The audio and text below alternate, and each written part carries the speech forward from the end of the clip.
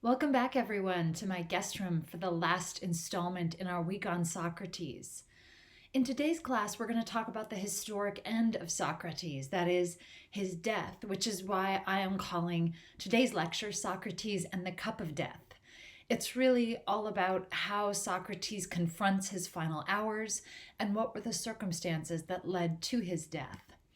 But I also think it's significant that Socrates' last days are also preoccupied by the philosophical topic of death. What is it? What can we expect? Should we be afraid of it?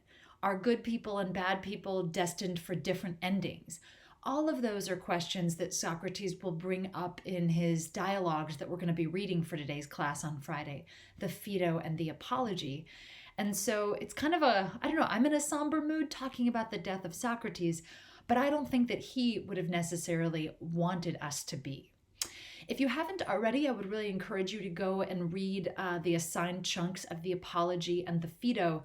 They're a little dense.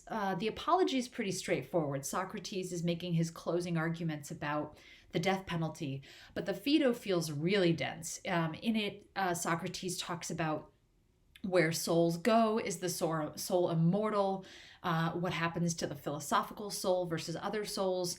If in that reading you felt a little disoriented, don't worry. I think today is going to try to clear a lot of that up.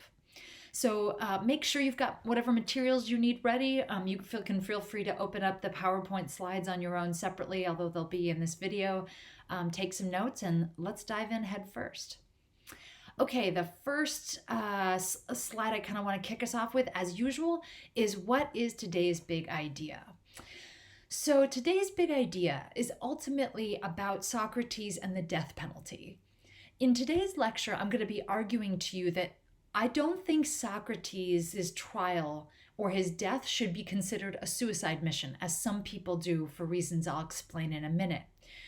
And I want to make the case to you that I don't actually think Socrates is acquiescing to a death sentence. I think he wants to live. But he does use his death sentence as an opportunity to promote philosophy as a path to virtue in both life and death. So Socrates, I think, recognizes that his death sentence, his trial, gives him a megaphone to speak to the Athenian public about why he doesn't think that death is really a punishment, and furthermore, how people in their everyday lives can use philosophy to confront difficult topics like death, and head into them with a greater degree of courage and certainty than they would have if they didn't have philosophy. Lastly, in this slide, I'm not sure if you know this, but I've included the cup of death because the death penalty in Athens was carried out by the drinking of the hemlock. One of the main varieties of hemlock is, in fact, quite poisonous. And if you crush it and you mix it up in sort of a hot brewed liquid, you can, in fact, create a method of execution. So Socrates and the Cup of Death is about Socrates drinking his own cup of death and using that moment to confront death itself. All right, that's the big idea. I think today's lecture is going to be split into kind of three parts. We're going to start with the history and the trial. Then we're going to move into the Phaedo and the concept of the philosophical soul. And then there's a third part. I can't remember it. The theories of how people interpret these deaths. So the history, the theory, the interpretation, and the Phaedo. All right, let's dive in. Okay, let's start with the history itself. Socrates' trial, as we know, took place in 399 BC. His main prosecutor was Meletus, who in our class we think of as a radical Democrat, but he was also backed up by Lycon and by Archinus from the Periclean Democrats. So there was really a three-man team prosecuting Socrates with Meletus at its lead. I don't know about you, but I'm always surprised just a little bit when the jury finds Socrates guilty. And indeed they did in real history. Socrates was found guilty on both counts.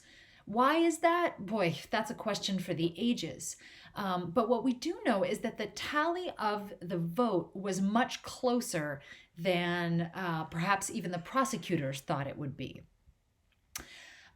From Socrates in the Apology, we learn that the vote was tallied innocent 221 to a guilty charge of about 280. There were 501 people in Socrates' jury, and remember, a trial can only last for a day, so they only had about a day's worth of evidence presented to them. And one of the things I find so remarkable in Plato's Apology is how Socrates reacts when he gets the news. That's this little passage that I've put here, and I'm going to read it to you. Socrates says to the jury, "There are many other reasons for my not being angry with you, for convicting me, men of Athens, and what happened was not unexpected. I am much more surprised at the number of votes cast on each side, for I did not think the decision would be by so few votes, but by a great many. As it is, a switch of only 30 votes would have acquitted me. I think myself that I have been cleared of Meletus's charges, and not only this, but it is clear to all that if Anytus and Lycon had not joined him in accusing me, he would have been fined 1,000 drachmas for not receiving a fifth of the vote." There's a lot of commentary in this passage, and I do think we have to always, again, keep in mind that this is Plato writing this testimony 10 years after the trial. Maybe Plato wanted to make it seem like it was a lot closer than it really was. And again, that line where he says, "I think that if Meletus had had to try this case all on his own, he probably would have lost it without the help of other influential Athenians." Again, I can't help but wonder if that's Plato just sort of poking the bear, trying to make later readers think that Socrates actually had a better case than he did. But we just don't know. Maybe that's exactly what Socrates said. So because of Socrates, we know that the trial really came down to about 30 votes in a matter of 500. And juries in Athens are simple majority. It doesn't have to be a unanimous decision. Now, in Athenian trials, the sentencing portion is a separate part of the trial from the argument portion, right? The prosecution and the defense, kind of like in the US as well. If you're found guilty, you then move on to the sentencing phase. So in the first chunk of the apology, it's all about the case itself. But in the section I had for you read tonight, I gave you a large part of the reading on how Socrates speaks to the jury about what he should be charged with. Now, according to Plato's Apology, Socrates' accuser, Meletus, brings the death penalty charge without hesitation. And we don't get to hear his reasoning. Plato only writes what Socrates says, and some snippets of Meletus. But we know that right from the beginning, Meletus was pushing for a death charge. And so, curiously, Socrates, ever the philosopher, uses that death sentence charge as an opportunity to begin to talk about how Socrates himself thinks about death and whether death should be feared. Again, we always have to kind of keep in mind that Plato is writing this after the fact. Is it just a little too convenient that Socrates had a lecture prepared about death right as he was facing the death penalty? Was he just really good at thinking on his feet? I don't know, but it does strike me that if you want to teach people about death, there's really no better time than when you yourself are on deck for the death penalty. And so it doesn't surprise me that Socrates uses this moment. All right, I want to pull out for just a second from the topic of Socrates and death to alert you to the fact that not all historians or philosophers agree on exactly what Socrates' strategy going into the trial was. Many people, for example, find it ironic that the greatest philosopher and potentially public speaker of his generation lost his own trial, right? How could that be? Surely if Socrates was so wise, he'd have been able to convince more folks to see things his way. And for this reason, there are quite a number of people who suspect that Socrates maybe intentionally lost or didn't fight as hard as he could have because he wanted to use his trial to make a point rather than to get himself off. In fact, at one point in Socrates' trial, he'll actually, I don't think I had you read it, he comes out and he says, look, when a lot of people are faced with the death penalty, they bring their wife and their children out on the stage and they have their whole family weep and cry and they beg for their lives. I'm not going to do that. Like, that's not dignified behavior, and I would be embarrassed to do that in front of you, gentlemen of the jury. But whether or not that means Socrates was intentionally trying to die is a difficult matter. So, as we take a quick pause from the apology, I actually want to alert you to these, I would say, two dominant theories of the case about how people make sense of the death of Socrates in a historical and philosophical context. And we'll be heading into more modern territory. Although there's been many opinions expressed, I would say that by and large, there are two ways of thinking about the death of Socrates. The main opinions tend to fall into two branches. The one branch is the idea that Socrates is a scapegoat and that he was like the sacrificial lamb of Athenian democracy, and that the death of Socrates just proves how mob-like Athens had become in its mentality. If you subscribe to this notion, you're essentially saying to yourself, aha, the death of Socrates proves that Athenians didn't actually care about logic or good arguments. They just were very hot-headed and temperamental. And after all these difficult years of the Peloponnesian War, the oligarchic revolution of 411, and the 30 tyrants, Socrates was just the dog that got kicked, right? Or the scapegoat that had to die in order for things to go back to normal. So that's one opinion. A second opinion, though, and I'm going to zoom back in here, is that Socrates went into his trial intentionally trying to die. And this is sometimes called the Socrates suicide mission. Now, why might people think this? Well, first of all, Socrates is quite old, right? In his 70s when he went to trial. It's not like he necessarily had another 50 years of life to look forward to. Also, Socrates had been trying for decades to get Athenians' attention, to convince them that philosophy and critical thinking was crucial for a life well lived. And clearly he'd had some success with young people, but had not reached the broader Athenian demographic. So, some folks think that Socrates went into this trial knowing, I have my chance. I have my one moment to speak to the people directly and to force them to make this decision and to show them I'm not afraid to die for my cause. You might also compare this death a little bit to the death of Jesus Christ, right?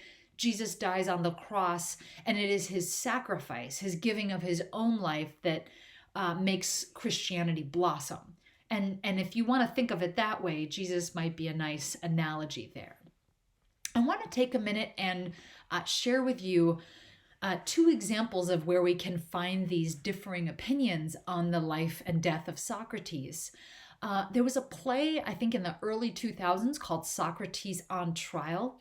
And I'm going to try to teach myself technically how to use iMovie to put a clip of an interview with the cast members. If I can't, I'll include a link. But if you listen to how the cast members talk about this play and their understanding of Socrates, it's very clear that they see Socrates as a scapegoat, right? As unfairly punished, as having his freedom of speech taken away. Was he guilty? No, I don't think he was guilty. I think he was, in some ways, his own worst enemy. But whether that really deserves death, I mean, let's face it, if we all deserve death for being our own worst enemies, then we'd be a much sparser population. Mm-hmm. Guilty of corrupting it? Oh, no. I don't think he was guilty of corrupting anything. I just think he was a victim of the times and of fear. People are always fear what they don't know, and the whole mob mentality. Go along with the crowd, it's easier, So somebody had to pay the price, and I guess he did. Scapegoated. Mm-hmm. Scapegoated. Yeah. I don't even think the rule of law indicated that he should have been executed. Even though that's what he was adhering to, what he was adhering to was that it was a process, it was through that process that he was judged, and so he was going to accept the penalty, because he accepted that penalty was given out through a system that he's essentially supported. The opposite view, however, was written about by a journalist turned historian named I.F. Stone, whose book, The Trial of Socrates, I think was published in the late 70s or early 80s and was just a huge bestseller. And Stone essentially makes the case that if Socrates had wanted to be proven innocent. He could have very easily made an argument to get himself off, but that he doesn't intend that he very intentionally sets himself up to die for the greater good of Athens. I want to share with you just a clip from his book that, or a snippet from his book that makes this point. Here he is with his typewriter. He always, Stone always strikes me as a very kind of traditional, hard-hitting journalist banging out his views on Socrates. This is a paragraph from the end of his book where he says, Socrates was confronted not by a necessity, but by two alternatives. He chose death over a renewed chance of life. The choice he made was voluntary and therefore the equivalent of suicide. Yada yada in the Phaedo, it's clear how his disciples feel about him. Socrates argues that for a philosopher, death is not just a misfortune to be faced with serenity, but the very goal of his existence, right? So according to Stone, death just wasn't a blip on Socrates' map. It was the whole goal of his life's work. This trial was the zenith, the epitome of his philosophical mission to shake Athens awake and say, you're just going through your life blindly. You've got to sit up, you got to open your eyes, you got to pay attention to the world around you. And philosophy, my philosophy, is the way by which you can achieve that. Okay, hopefully by now I've been able to weave in that clip from the YouTube video, but we'll see moving forward. I want to encourage you as you make up your own mind about the guilt or innocence of Socrates, not necessarily to fall just into one of these two paths, although both of them have their own merits and I think are persuasive in their own right. For the remainder of my lecture on this section today, I want to make a slightly different case to you. I want to make a more nuanced argument on the death of Socrates. And my apologies for the lowercase Socrates there. I think Prezi is having some fun with my fonts. I want to make the argument to you that Socrates is not seeking out the death sentence, and he's actively arguing against it. But when death is inevitable, Socrates knows he has a glimmering moment to teach them two things. One, what it really means to be a citizen, and what it is to put the good of your city above your own life. And two, that death is not something that we should be afraid of. Those two messages are going to be crucial for Socrates moving forward in the second half of his speech, when he's made his peace with the fact that he's going to die and uses this as a teaching moment, a real opportunity.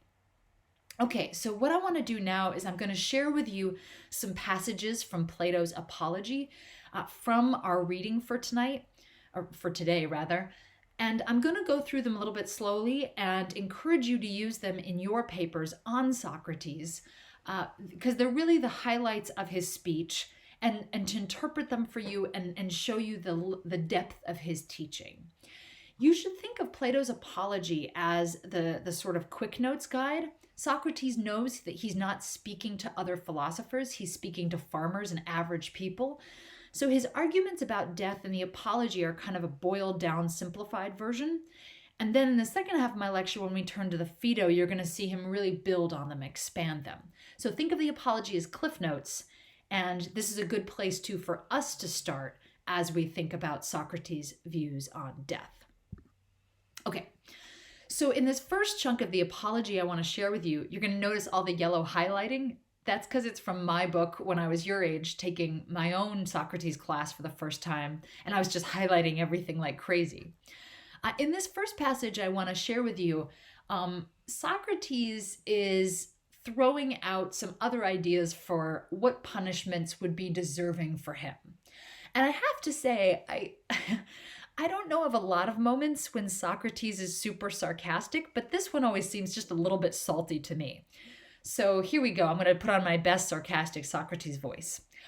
What do I deserve for being such a man? Some good men of Athens, if I must truly make an assessment according to my deserts, and something suitable.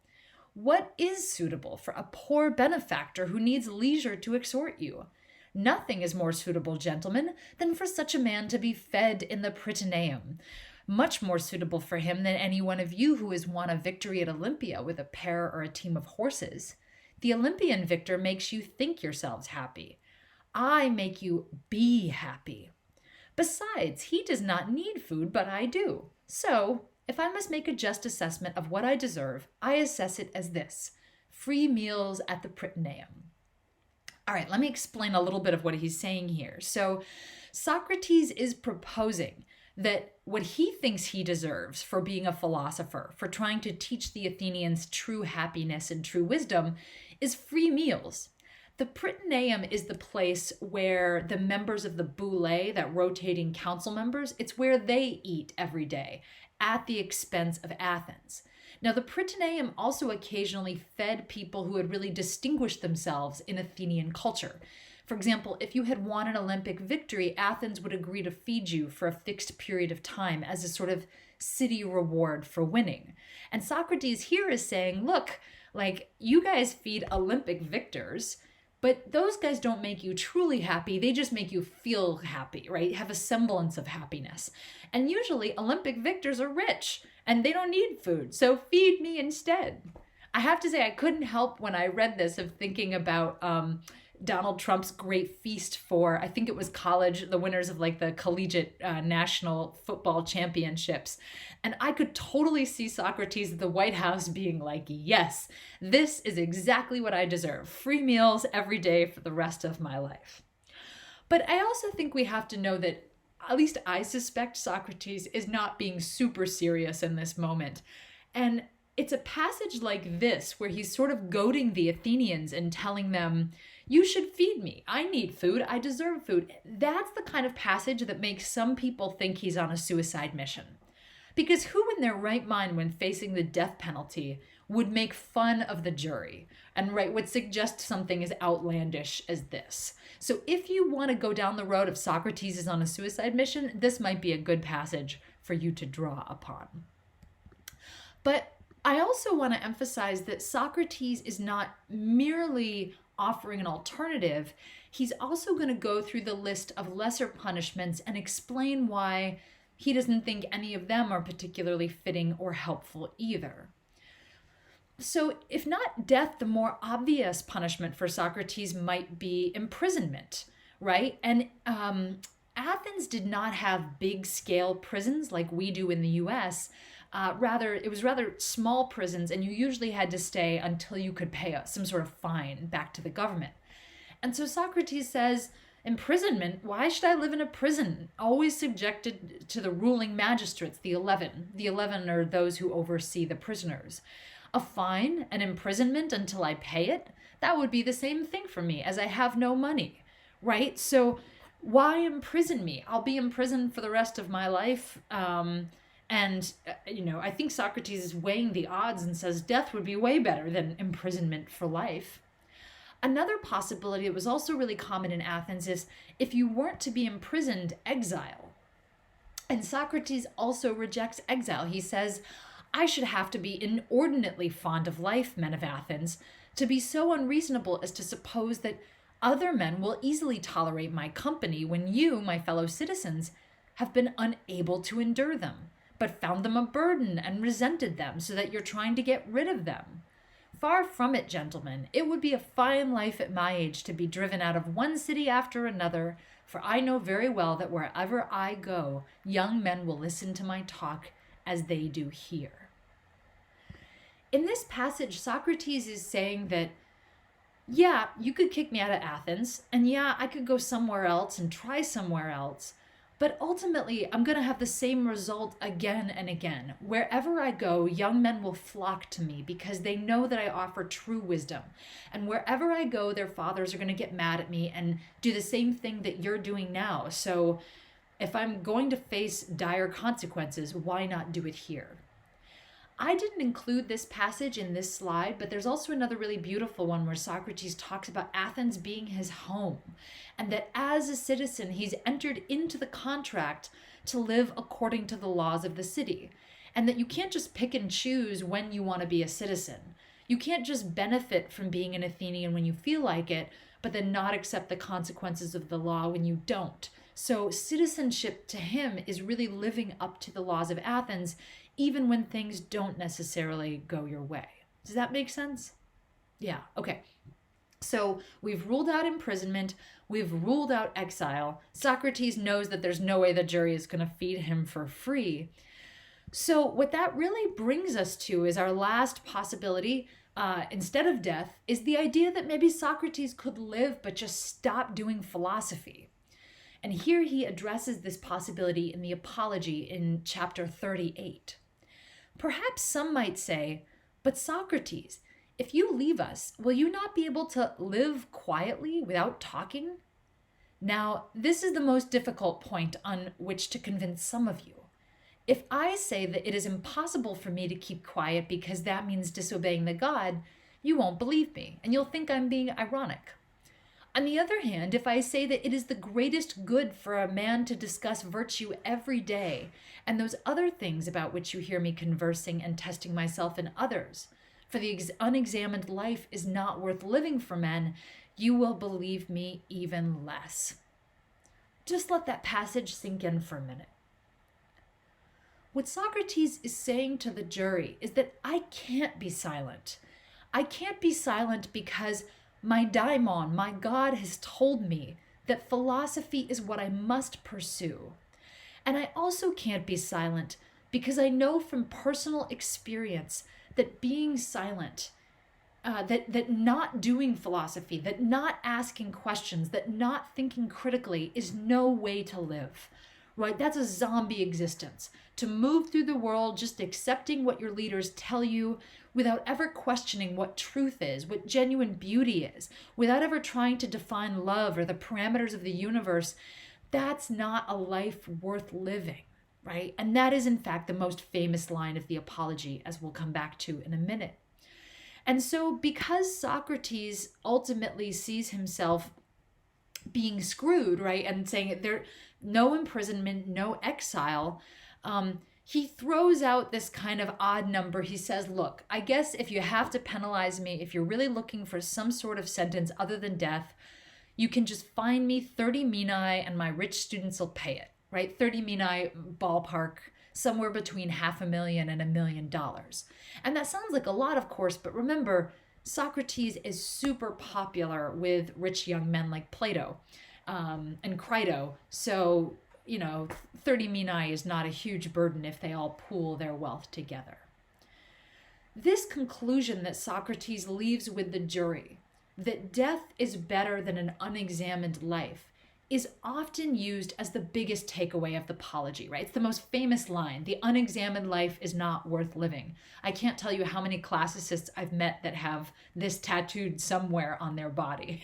I myself know, I'm not a tattoo person, too much of a weenie around needles. But anyway, this line is taken as the core of Socratic philosophy, that Socrates does not claim to have all the right answers.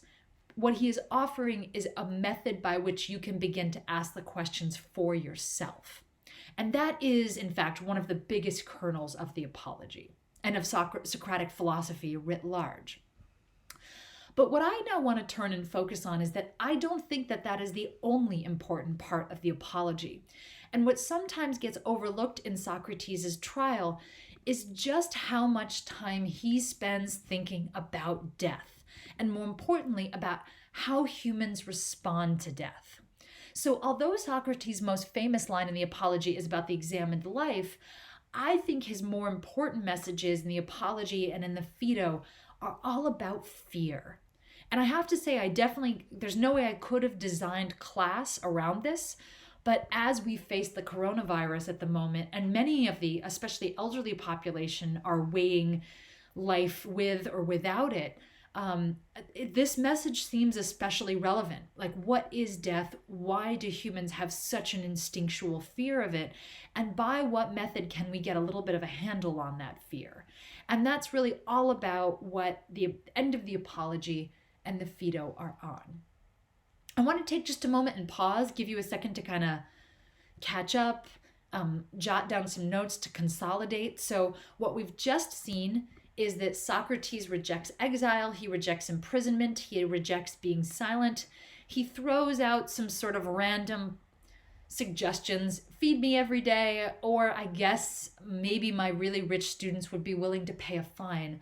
But what this is all leading up to is Socrates positing a bad life, an unphilosophical life, versus death, and which one comes out on top. As you're going to see in the next few moments, Socrates will suggest that death is way better than a bad life, and he's going to give a few theories for what death could potentially be and what it is not. Okay, you feel ready for that? Boy, this stuff is getting a little dark and deep, but anyway, we're going to be courageous as we always are. Let's head into the Socratic theory of death. Oh, sorry, I got to switch this slide. Okay.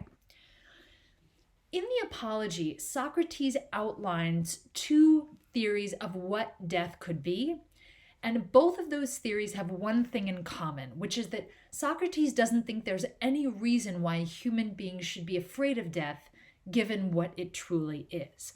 So here he goes in the Apology. There's no reason I or anyone should fear death, men of the jury, and therefore I'm not going to beg for my life. Okay, theory number one.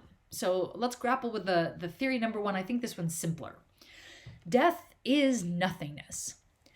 If you're an atheist, or if you know someone as an atheist, then you'll know that this view is very common among people who are not religious, that death is just nothing, right? That your body just kind of dissolves and that you don't have any more experiences, good or bad. And Socrates acknowledges that, yeah, that's a real possibility. Let us reflect in this way too, that there is either good hope that death is a blessing, for it is one of two things. Either the dead are nothing and lack perception like a dreamless sleep, then death would be a great advantage. For I think that if one had to pick out that night during which a man slept soundly and did not dream, and put it beside all the other days and nights of his life, and then see how many days and nights had been better and more pleasant, not only a private person, but a great king would find them easy to count compared with the other days and nights. If death is like this, it's an advantage, for all eternity would then seem to be no more than a single night. Okay, it seems to me that what Socrates is saying is pretty straightforward, right? If death is nothingness, then it's basically like a long, dreamless sleep, just an unconsciousness. And anybody who's lived past the age of 18 knows that if you had to pick a night where you toss and turn or a night where you have no dreams, where you're just out, everybody would say that the night when they were out was way better. So if death is nothingness, what is there to fear, right? Except maybe the sadness of losing life. But death in itself is not something to make people terrified. Okay, that's the straightforward one. It's pretty obvious to me, though, that Socrates has a feeling that maybe death isn't nothingness, but the second possibility, because he spends a lot more time introducing that idea. The second possibility that Socrates shares is known as the transmutation of the soul, the idea that the soul is separate from the physical body and it leaves the body to go somewhere else, right? That it is relocated. If you're religious, if you believe in an afterlife, you should know that Socrates' principle of the departure of the soul is really influential in Christianity. It might also be influential in later Islam, but I don't know enough about the Muslim faith. I know that the Persians and Arabs read a lot of Plato, but I don't know whether the soul theory fits into the Islamic faith at all. But anyway, to get back to Socrates, which I do know well, Socrates gets into this sort of body-soul division and suggests that if the physical soul dies, then the soul leaves to go elsewhere. Now, in the Apology, Socrates does not go into detail about where that somewhere else is. I think in part because he knows it's really speculative, in part because there's already a whole mythology of the underworld and Hades, and Socrates doesn't necessarily want to argue about whether or not that mythology is true. It's also possible that Socrates had very limited time, so he couldn't just speak or dialogue for hours about where the soul goes. But nonetheless, even though he doesn't go into deep detail on its destination, he does emphasize that he thinks that the destination is ultimately positive, that the place where the soul goes is not a scary place, but a place that brings it joy. So first off, Socrates lays the groundwork for saying, look, wherever our souls go, It only makes logical sense that they all go to the same place together. Now, in Greek mythology, some people would have said, well, they all go to Hades, they go to the underworld. Other people might have said that the souls of great men go to Elysium, a sort of paradise of ever summertime where there's honey and flowing creeks. Socrates isn't going to dive into the mythology. We already know how he feels about mythology. But what he does say is that wherever your soul goes, it's pretty obvious that it would have the opportunity to hang out with other great souls, right? Imagine some of your greatest role models who have died that you never got to meet. Maybe someone like Martin Luther King or Gandhi.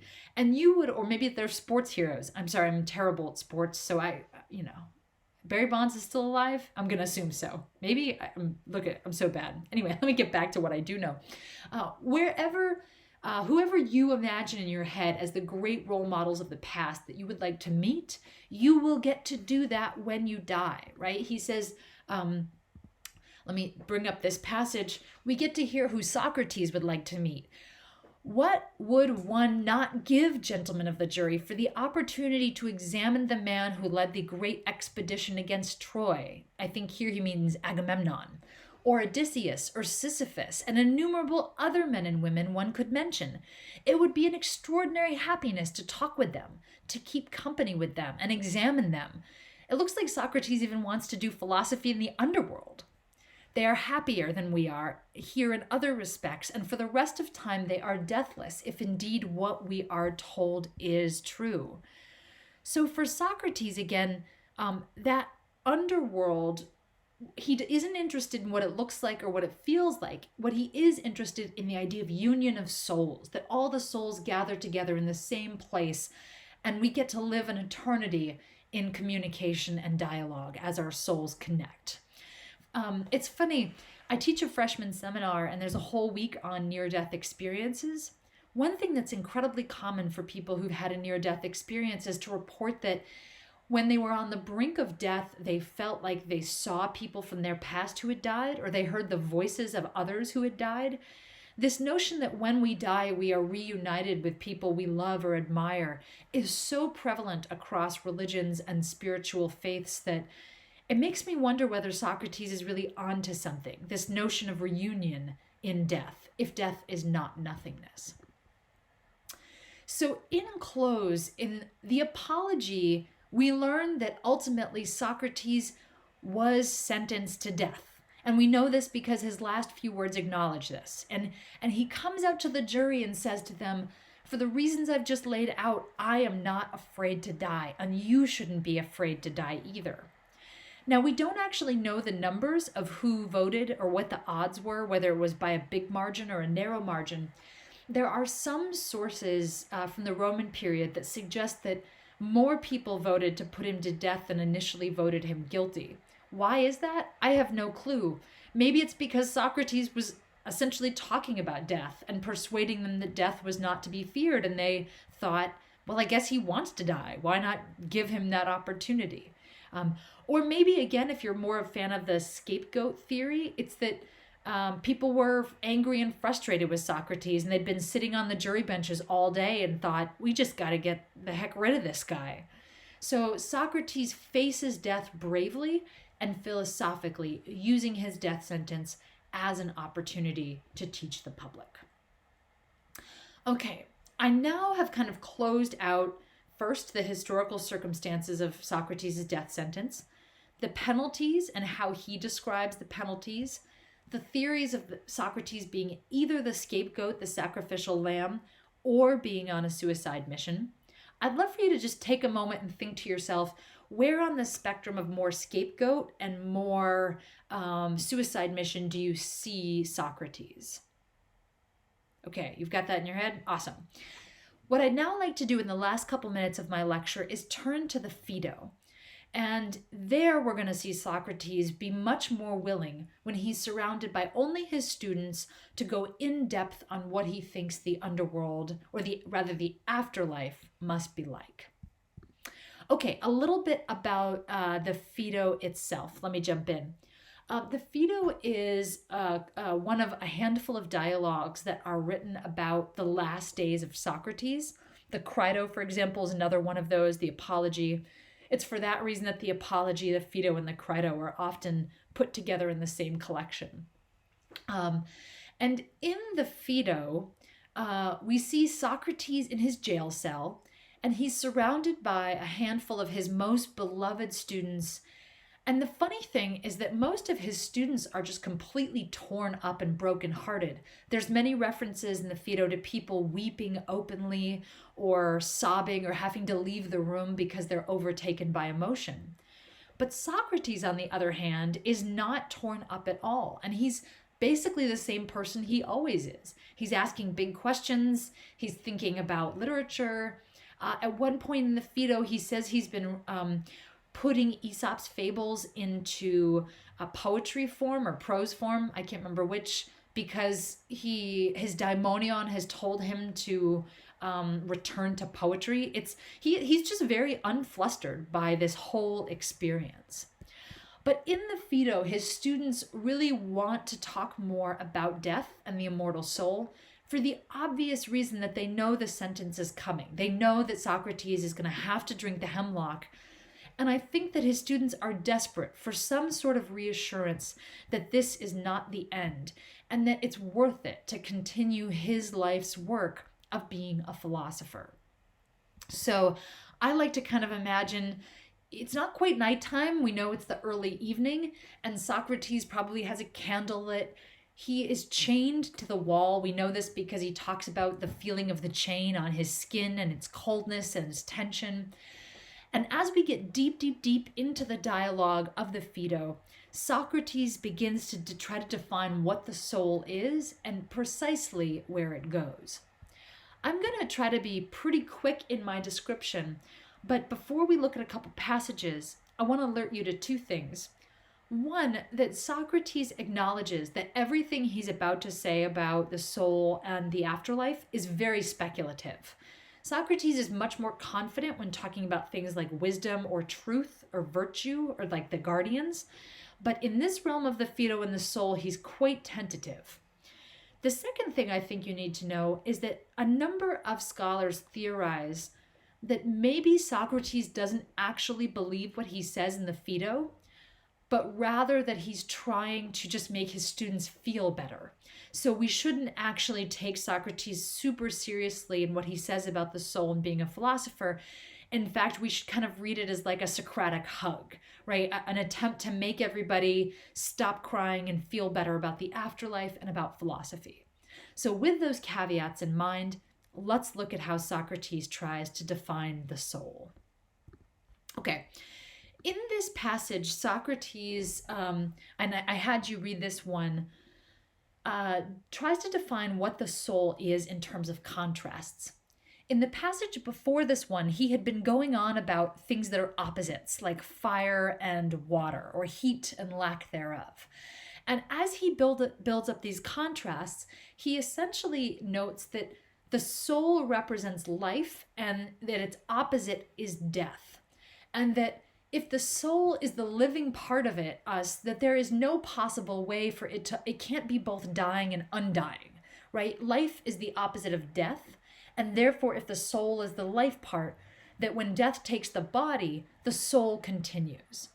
And here I'm going to read this passage starting with E. This is Socrates talking with one of his students. Now, since the undying is also indestructible, what else could hold but that soul, if she turns out to be undying, would be imperishable as well? It's a great necessity, Socrates. Therefore, when death comes at a human being, his death-bound part, as is likely, dies, but his undying part takes off and goes away safe and undestroyed, having gotten out of death's way. Apparently. Therefore, more than anything else, Cebes, he said, it's the case that the soul is an undying and imperishable thing that our souls really will be in Hades. This difference that Socrates introduces between undying and imperishable, it's subtle, but what he's essentially saying is that the soul has no part in death. Death cannot touch the soul, but it's also imperishable, meaning that the soul is not something that can be worn away, it can't be dissolved, it can't get old. It's not physically material in the same way that our bodies do. So your soul can't be damaged in a physical realm, right? And it's completely separate from the body. So our bodies will die, but our souls will continue. Now, in the Phaedo reading I had you do, I have a feeling if you got confused by it, you probably got confused by the long digression in which Socrates begins to talk about the layers of the earth and Tartarus and the underworld. And he also shares a theory that the part of, we think when we're alive, that we occupy the uppermost part of earth, and that the sky and the heavens is something just separate from earth. But he actually tries to correct that view. He says that when we die, our soul goes into the upper ether part, and what we realize is that our bodies were just a part of a lower crevice of the earth, and that the more glorious part of the world is actually in that upper ether where our soul resides. But Socrates also notes that when we die, our soul doesn't automatically just vacuum up or shoot up into that part, that it needs a guide, right? That our souls have to be led. And this resonates with me a little bit anytime I think of a movie in which someone dies and they kind of see a light that's like guiding them or drawing them. I just think this notion we have, if you believe in an afterlife, that we have to do some sort of travel to get there. And Socrates emphasizes that not everybody moves at the same pace. Not everybody has an easy time getting to the afterlife, and therefore that we have to rely on the souls of others to bring us to the afterlife itself. And for that reason, Socrates emphasizes it's really important that our souls be good souls, because the souls that are good, i.e., if you behaved well in life, if you were well educated philosophically, other souls will want to help you. And I think he gets into this in this passage that I want to pull up. Socrates really emphasizes that because our souls are eternal, we have to take really good care of them so that they're still good after death. I'm going to read it here. If the soul is indeed deathless, she's in need of care, not only for this time in which we call being alive goes on, but for time as a whole. And the risk would now seem to be dreadful if somebody is careless of their soul. For if death were freedom from time as a whole, it would be a godsend for bad men, who in death would at once be set free from their body and their own vice. But now, since it's apparent that she, the soul, is deathless, there'd be no other refuge from her for bad things, nor any safety except for her to become as good and as thoughtful as possible. For the soul goes into Hades with nothing else except her education and nurture, which things are said to be of the greatest benefit or harm to a man who's met his end. Socrates is making a really critical point here, in that he's saying, yeah, people in life worry about their bodies, their beauty, their health, but what we actually need to spend way more time on is the nurturing of our soul. Because if you commit murder, if you steal and lie and cheat, then over time that makes your soul more corrupt and more damaged. And because there is an afterlife, because the soul is immortal, you can't ever get that back, right? If you hurt your soul, you're stuck for an eternity with a damaged soul. But if you spend time in life making your soul good and wise and educated and kind, and if you do good deeds, then in the afterlife, not that you'll be rewarded. It's not like a Christian concept of like God will treat you better because you were good, but that you've got to protect your soul. You have to really keep it pure because it's going to be with you forever. And this is what Socrates also digs into in this passage, it's the same passage, the good versus the bad soul. He says, look, if death were nothing, then evil people would get a real break, right? Because if you have this red bad soul that I've got here on this slide and you just die and there's nothing, then whatever. But if the soul really is immortal, and Socrates clearly thinks it is, the pure soul will stand a much better chance of reaching that afterlife. Now, in that long geographical passage, I don't really want to dig in because I don't think it's important for our purposes as much. But he really points out that the more philosophical your soul is, the better chances you're going to have in the afterlife. And he even makes the argument that the souls of philosophers specifically fare better than anybody else. Here in this passage, all people who seem to have distinguished themselves in leading a holy life, it is they who are liberated and set free from the regions within the earth, as though from prisons, and who, arriving at their pure dwelling up top, dwell on the surface of the earth. And of these people, the ones who have been sufficiently purified by philosophy live without bodies for all time to come, and they arrive at dwellings still more beautiful than these others. Socrates here is referring to a theory that is elsewhere in his dialogues, the notion of reincarnation, that after death, your soul will be processed and eventually placed back into a new body. This is a whole big thing we're not going to get into, but here he posits that there is no really reincarnation for philosophers, that essentially if you reach the black belt level of philosophy, that you just get to live as a soul free from the body for all time, that you're completely liberated and you get to spend your eternal days melding and conversing with the souls of other philosophers, right? And this is the ideal path for everyone moving forward. Now, I want to wrap up this conversation of the Phaedo by again reminding you that there are many people who think that Socrates doesn't necessarily believe every word of this, and that he sees this theory as just a way of making his philosophy students feel better, and a way of asking them to continue, kind of in the same way that Jesus at the Final Supper tells his disciples, you must go on, you must evangelize even after my death. And within the ending of the Phaedo, we even get the sense that Socrates is kind of testing his pupils to see how well they've learned from him. Socrates has all night to drink the hemlock and die. But we learn from Crito that Socrates actually chooses to drink it early in the evening. He has his wife and children brought in. They all weep. He says goodbye to them. And then the executioner comes in with the cup of hemlock and says, all right, Socrates, drink this anytime you're ready. But you have all night to drink it. So, I leave it to you to decide when. And what sort of shocks Socrates' pupils is that he decides to drink it while the sun, before the sun has even fully set. And Crito points this out to him kind of angrily. But Socrates, I think there's still sun on the mountains and it hasn't set yet.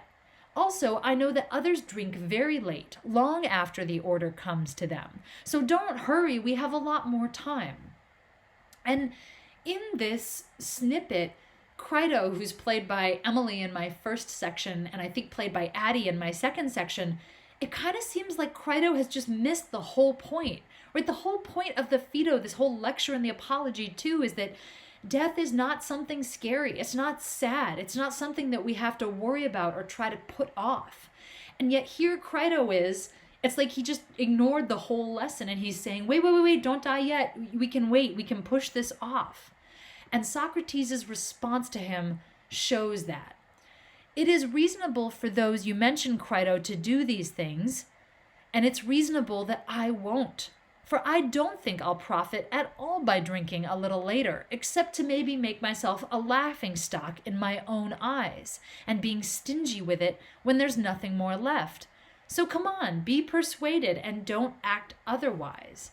Socrates is saying, Crito, I just told you that for the philosopher, death is the opportunity for the soul to go and join other great souls. Why would you want me to wait and hold back from that when I have that opportunity right here in the cup? So Socrates, again, is kind of testing his students, again, analogous to the way that Jesus tests some of his students in the New Testament, right? As they plead with him not to die and not to sacrifice himself. Have they got the message? And have you, the reader, got the message? All right, I want to wrap up here, therefore, by tying it all together and to emphasize to you that for many people, the Apology is all about the question of guilt or innocence.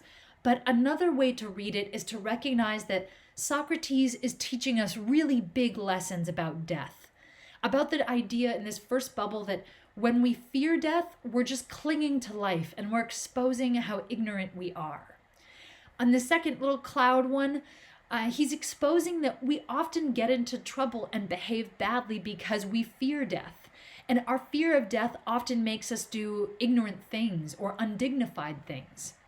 And lastly, that if there is an afterlife for the immortal soul, Socrates wants us to believe that the souls who have dipped into the well of philosophy and have educated themselves are going to have a way better chance or a better experience in the afterlife than the unphilosophical.